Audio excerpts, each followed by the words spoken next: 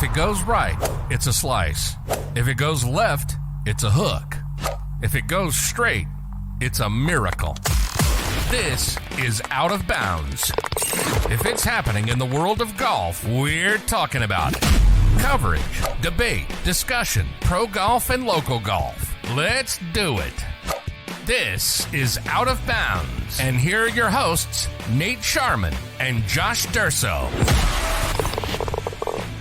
Welcome to another episode of the Out of Bounds Golf Pod. I'm Nate Sharman, joined by Josh Durso. Josh, we're in a little bit different settings, both of each is in our homes. We're on a new YouTube channel at Out of Bounds Golf Pod.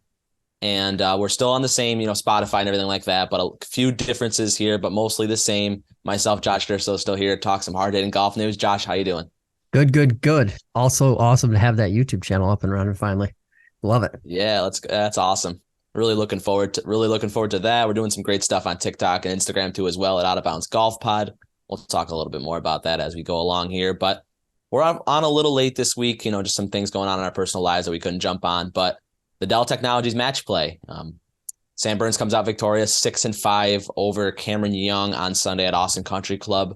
I didn't have a chance to watch it. I was traveling all weekend, but I was still checking in on Twitter and some of the different spots like that and was able to see some highlight clips of it. But match play, always a lot of fun. What'd you think of it, Josh? It was awesome. I mean, I think part of it was that it felt like we were getting this build up to a winner-take-all scenario between Rory and Scottie Scheffler. Obviously, that didn't materialize. It was a heck of a final anyway, with Sam Burns and Cam Young facing off. But interesting coming down the stretch there, obviously, for different reasons. Sam Burns absolutely destroyed Cam Young in that final. Right. But you know what? The excitement coming down, both of those Sunday morning matches, 1 extra holes. There was tons of drama, tons of names that even casual golf fans were recognizing.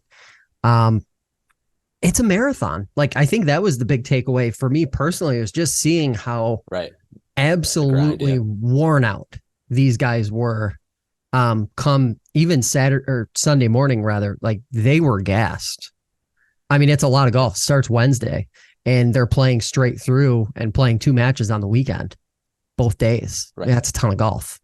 So pretty impressive for Sam Burns, though. 5 PGA Tour wins. That's something that I think people kind of forget about. A guy like Sam Burns is a guy that is kind of all around at the same time. He had 3 PGA Tour wins last year, picks up 1 this year at Austin Country Club.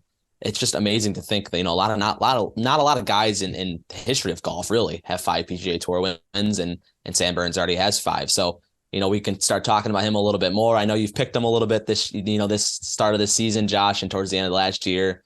I picked him too. It hasn't really worked out for us, but he's a proven winner, that's for sure. I've gotten Sam Burns every single time I've picked him. Good one. So I just didn't this week. Obviously, yeah, he is. When you talk about that next crop of guys that isn't named Rory, Rahm, or Scheffler, I'd put him in the same caliber as basically like a Max Homa or, a Victor Hovland. These guys they're right there, and any of them could be the next one to rattle off the kind of run that we've seen from Scottie Scheffler or Jon Rahm this year. It's great because the difference, I think, between those guys and the top 3 that I mentioned is so small. It's like razor thin difference between them in terms of how good a golf they can play. And it's awesome for golf. It's awesome for professional golf because it shows how freaking strong the PGA Tour is. It's incredible. And it makes these events, especially these elevated events where we've got these guys every single week squaring off against each other, makes them even more awesome. They're even more fun to watch because of how good they play. I'm curious. I would even think about putting Cameron Young in that category too. But guys, sorry, go ahead. Yeah, you have to. I mean, especially since he's literally in his second. This is basically the beginning of his second campaign, which is wild to think that he is as good as he is this early on in the deal for him. What is your? I know I read some criticism on Twitter afterward the way the finals went. That 6-5 finish. It's not great. I mean, they're doing the ceremony, like the presentation for the winner's presentation on, I think it was the 18th hole, literally while Rory and Scheffler are still playing. They're like 2 or 3 holes behind. And that to me just felt a little weird. It's like, why not wait? Why not wait to do that ceremony? It felt almost, I don't want to say rushed, but it almost felt kind of like a little rushed. What are your thoughts on how the finish came out, that 6-5 in that final match? Is that does that deflate it a little bit? Maybe a little bit, but I don't think so too much. With match play, that you have the possibility of someone just blowing the doors off somebody, especially like how you mentioned, Josh, they played so much golf this week. So, a guy like Cameron Young is in his second year on tour. Fatigue is certainly an aspect that can happen. So I don't know if I think I'm okay with them kind of doing that ceremony while the other guys are still playing. I think that's fine with me. Might as well do that ceremony and show how good Sam Burns was in that final round to beat the doors off of Cameron Young. So I'm okay with that. But Cameron Young was just incredible. He starts the week with an announcement that he's taking Webb Simpson's caddy, right? Webb's going to be where Webb's caddy is going to be done with Webb and go over to Cameron Young. He starts his Wednesday match. He makes 9 threes on the front nine for a front nine 27, wins that match, then gets all the way to the final and loses. So it's amazing by Cameron Young, to start with a new guy, which we all know how important caddies are to players. And he's able to just rattle off 9 straight threes. I don't know if I've made 9 threes all season last year. So I think that's just pretty impressive from Cameron Young. And it was a treat to watch. He had a chance to make a 10th three on number 10. I think he had like a 12 or 13 footer and he just slid it by, but pretty incredible by the second year pro. And on top of that, for some of the folks who said, "Oh, it's match play," only one of those was a gimme and he knocked it in anyway. So only I think one it was like of a those. 5-footer. Yeah, and he just knocked it in anyway. I mean, he was playing as good. It was early on, and he was playing incredibly good golf. Match play, it's dead temporarily, I think. What are your thoughts here? What should match play be incorporated into the 2024 and beyond schedule, or should the tour leave match play behind? Seems to be pretty evenly split on social media. Answer that has to be yes. Everybody likes to watch match play. Next year, the WGC Dell Technologies will not be played. We've seen the death of the WGC tournaments due to these elevated events that are happening. And none of the elevated events at this time are scheduled to be match play next season. They're all going to be stroke event play, with limited field events. And it's kind of sad. You ask some of the guys if they like playing match play, and most of them are going to say yes. And for the sole reason that I could kind of find is just the fact that it's different. We play 40 or 40 plus, however many the number is, stroke play events a year, and they can get a little monotonous to people. For the average player, average golf watcher, they're playing another tournament this week. Oh, where are they? They play in the same state for 4 or 5 weeks in a row sometimes. So I think, getting a match play in there and having it be just for the sole fact different is really important. I think where the problem lies, though, Josh, is for sponsors and match play.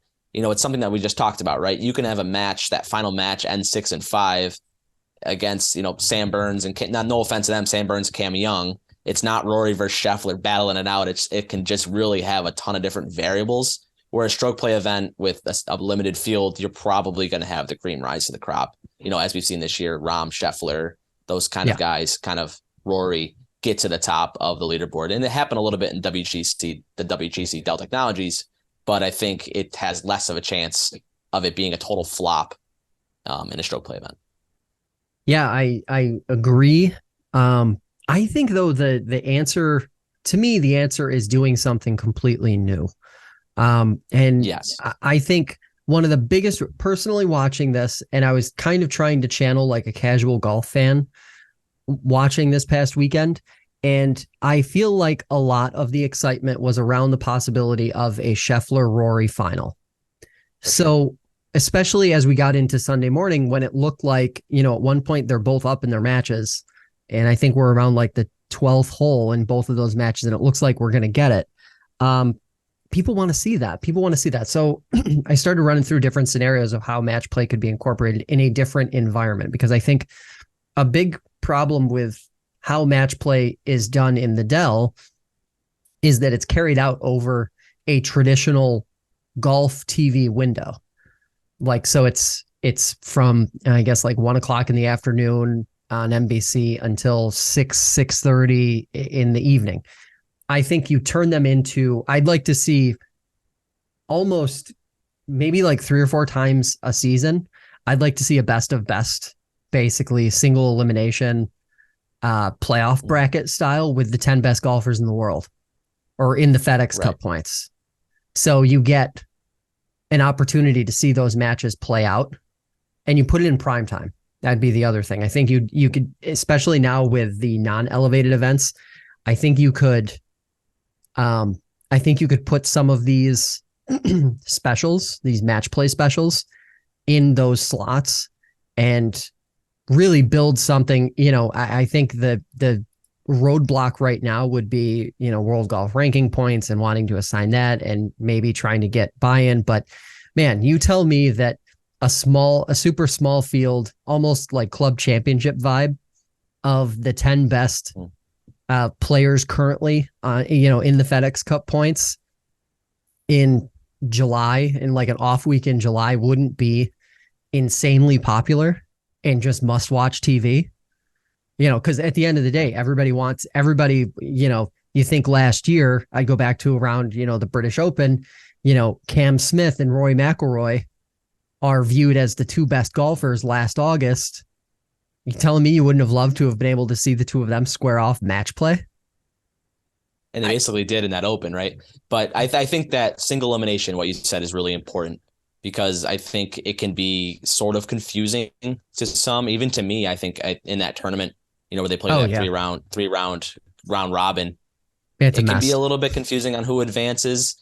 I do understand that it's hard to do like a March Madness style single elimination 64 player bracket because someone can just go play 10, 11 hole, 12 holes and head home. And I think getting guys to come do that may be a challenge.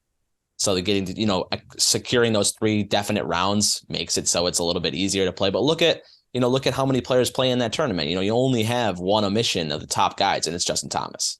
That's the only guy that didn't play. Everyone else wanted to play that match. They have it circled on their calendar. It's at a good time in March. It's 2 weeks before the Masters, so you go play in it, prep for the Masters, take next week off if you're one of those top guys, and then you start heading to Augusta to get ready for that.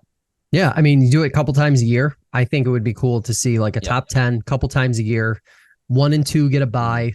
You can knock it out in basically 2 days. You could do like a Thursday, Friday thing, prime time, opposite of these lower level, we'll call them non-elevated events.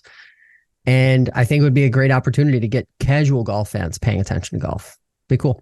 What about on a simulator, Josh? They talked so much about, next year starting that TGR league and doing that. That may cut down on travel for some of these big guys a little bit, doing it on a simulator and finding a way to make that good for television. Do you think that could be a good idea that I just kind of thought of? That could be kind of fun to watch. Yes, it could, but it would feel more like an exhibition. It wouldn't have the same impact it wouldn't have the same impact as like basically trying to recreate a smaller version of the Dell. Where like their actual, I just get down to the travel part of things. Like these guys aren't going to want to travel to play in these events. That's the thing that comes back for me. The tour would have to create some sort of incentive. But hey, look, if I think you'd have sponsors lining up out the room to be a part of this thing, right? Because you're getting literally the 10 best golfers in that moment. Like you're not getting, and it's new and it's different. I think that's the main part. It's new and it's different. People like different. And we've changed so much on the tour in the last few years, and why not do it? That tour championship idea has been thrown around a lot, and I really like that idea on golf Twitter in the last week, where you play the first, we already have a staggered start tour championship. It's already kind of different, right? Not maybe sort of easy to understand. They've made it easier in the last few years, but make it so they play the top 30 guys in the world play that tour championship at East Lake. And they play 2 rounds, and then they shave it down to 8 players. And then it's a single elimination bracket on Saturday and Sunday. That sounds like a great idea to me. You're already not watching a ton of golf because you don't have a ton of guys, obviously, right? So being able to kind of say, oh, that guy's played in match play in the Tour Championship the last 3 out of the 4 seasons or something. It just adds another pedigree to legacy.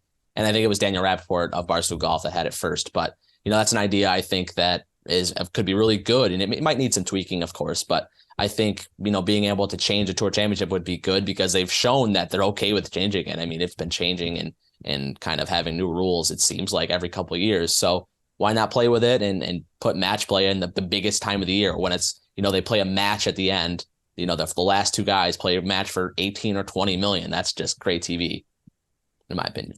Yeah. I mean, it's a no-brainer. And I think, in terms of what the tour has set up right now, as far as tournament infrastructure is concerned, the tour championship is the one, like, it's the issue. Like, it's the elephant in the room because nobody is really fully satisfied with it. Yeah. So yeah, match play would make total sense. So let's talk a little bit about LIV, shall we? So we shall. Really interesting details we learned this past week about LIV contracts. So obviously we've heard a little bit about LIV players, or maybe some LIV players wanting to break their contracts. Guess what? If they want to do that, the penalty is reportedly 2 to 4 times their signing bonus. So say Brooks Koepka received $100 million, as was reported. That would mean he could face up to a $400 million penalty if he wanted to leave. John Nucci went on to report that LIV contracts are governed under the laws of England and Wales, and that fee that they've basically inserted into these contracts would be considered an unenforceable penalty if it's extravagant and unconscionable when compared to, quote, the greatest loss that could conceivably follow from the breach, meaning them leaving, end quote. That means the looming question for me for LIV is, if a player like Brooks or Bryson want to leave, is it conceivable that the bad PR and the fallout that would follow is equal to that gigantic number? Like, does that make sense? Like, does that sound like something? For sure. I mean, they don't even have a business model right now.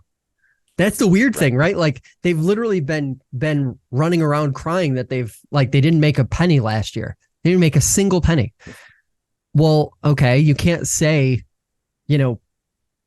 on one hand, we're making no money, and then on the other hand, if a player wants to leave, we're going to charge them this money that we would have made. Like, what? You literally just said you didn't make any money. What is it? Yeah, I don't think a guy will break their contract. I think a guy like Brooks or Bryson, a guy that could come back. I don't know for sure, but I don't see their contracts being any longer than 4 years. That 3 to 4 number is probably that. Yeah, where they have it. So could you see a guy leave LIV, as they're allowed to, when their contract's up? Then sure. But I don't think, especially if the penalty is $400 million, Brooks isn't going to pay that to leave the LIV tour.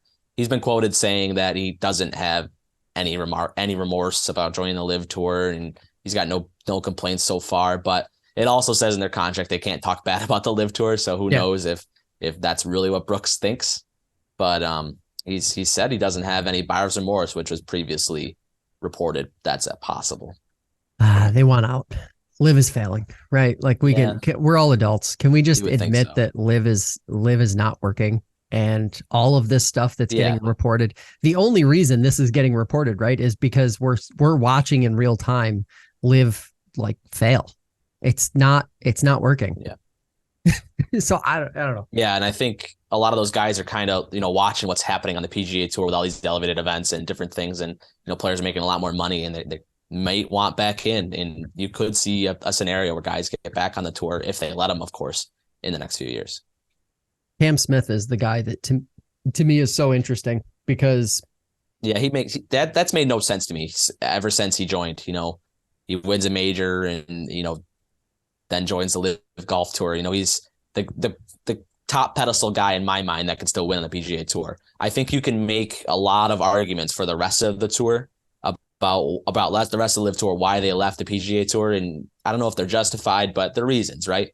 Cam Smith, I've racked my brain kind of thinking what the reasoning is. Brooks Koepka, he can still win the PGA Tour, but he had those knee injuries and he wasn't sure what was going to happen. Dustin Johnson is quoted saying he wants to play less golf and, possibly set up his family. So Thomas Peters was on the Foreplay pod, and he talked about, just how he didn't like playing in America that much, being from Denmark. And it's just that makes sense to me. Maybe like what we said, Josh, and maybe it isn't totally justified, but you can see where they justified in their mind. Cam Smith is a guy that I still don't really know why he did it. And I think if he could play, he's going to play well in the Masters, in my opinion, next weekend. And that could even feed him a little bit more to, I want to play back on the PGA Tour. But for now, he's happy, it seems. I keep thinking that he might be the first one we see back on the PGA Tour. I think it'll be Brooks, in my opinion. I mean, the wild thing is, Brooks, I think there's some question about like where his game is. There's no question about where Cam's game is. Right. He is literally like, you think about, we'll see next week at the Masters. Yeah. I mean, Brooks shoots 80-80, right? Right. You think about what this year on the PGA Tour would be like so far if Cam Smith were still in the mix. We would literally be watching Cam Smith be added to that three-headed monster right now that is Scheffler, Rahm, and Rory. And it would be incredible to watch too. It would be incredible because he was the one. I mean, I think he was the one, if anything, if you're just talking about having that raw skill and not necessarily relying on legacy. Like I think a lot of times when we talk about Rory and how good he is, we're relying on kind of that legacy that he's built like over time. Yeah, he's building it, right? Like Scheffler has pretty much just come, out of the woods in the last like year and a half. Rahm, little longer burn there, but he's been super dominant in a very short window. And Cam had the look of being exactly that.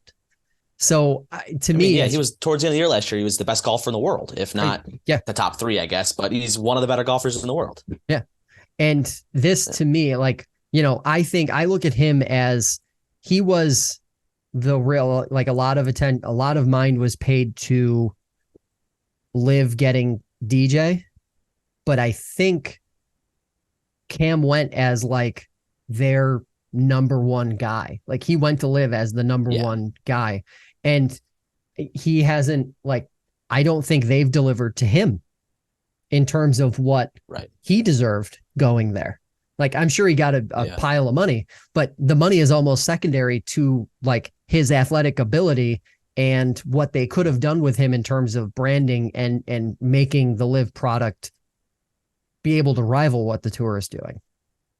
Because I just think about the marketing that would be happening alongside the PGA Tour if Cam was in that top 3, top 4 conversation. It'd be wild. It would literally be wild. Oh, it would be really good. And to have a guy from New Zealand too, that's a little bit different. He has the mullet. He's from New Zealand, so he can be kind of branded differently than this American that's been grown here and born here. So I think will be really fun for the PGA Tour, and I'm sure they miss him. That's for sure. Yeah. Augusta, we've got some changes here. We seem to get changes every few years. And I think it was last year they changed, or either last year or the year before, they changed 15 and made it longer. This year they're changing another hole on the back 9 a little bit longer. 13, the legendary, par 5 Azalea is going to be lengthened about 35 yards. So it'll play around 545 yards now. It's like I said, they did lengthen 15 right before the 2022 Masters. So last year that resulted in 0 eagles being made on that hole last year, which is something noteworthy for sure. I'm a guy that likes to see eagles. I think they're a lot of fun, especially on that back 9 at Augusta. We know that back 9 so much can really beat you down, especially number 12. We've seen historic kind of shots there and collapses. So I think moving the tees back is always not a great thing for me because I just really like scoring, especially at Augusta. But it's going to be interesting to see if we do see any eagles, because we usually see a fair amount on 13 over the years. Yeah, it's interesting. Another example of making holes longer, trying to lengthen things. Seeing some of the You don't see it on, very much. Yeah, seeing some of the stuff on social. Did you happen to see the story about Gary Player and I believe it was Jack Nicklaus ranking the Masters last in terms of the majors?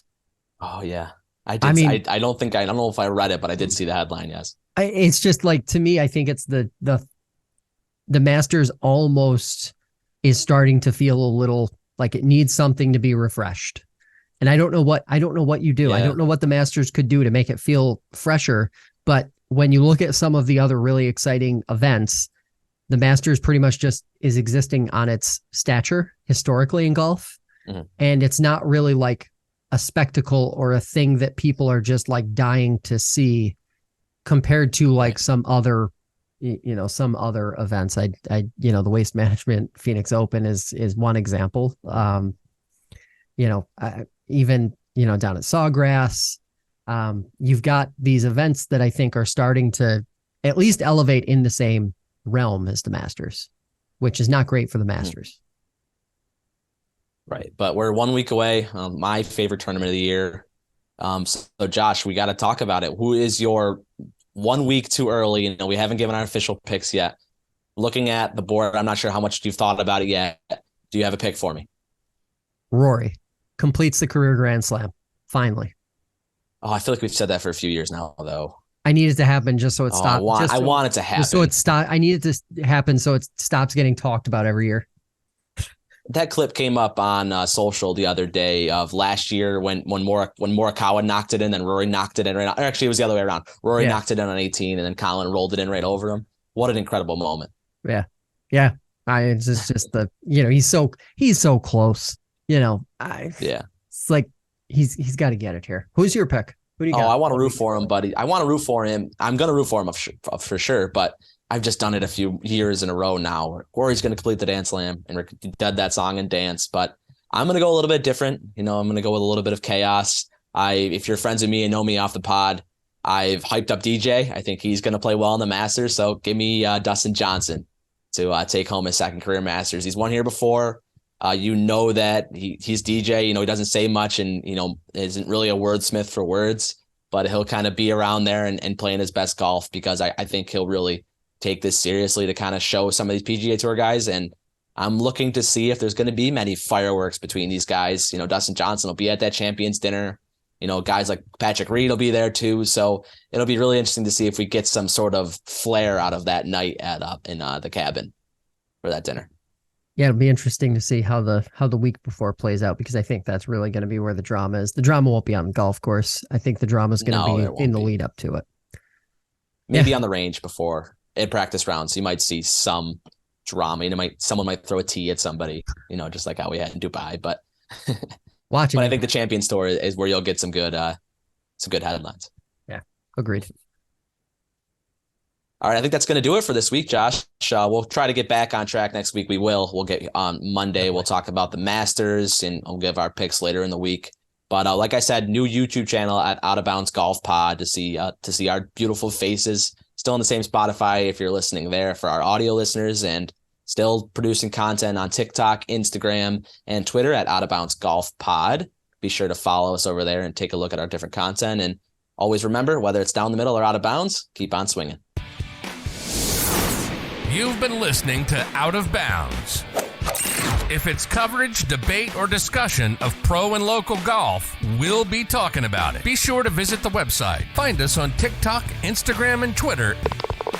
See you next time on Out of Bounds.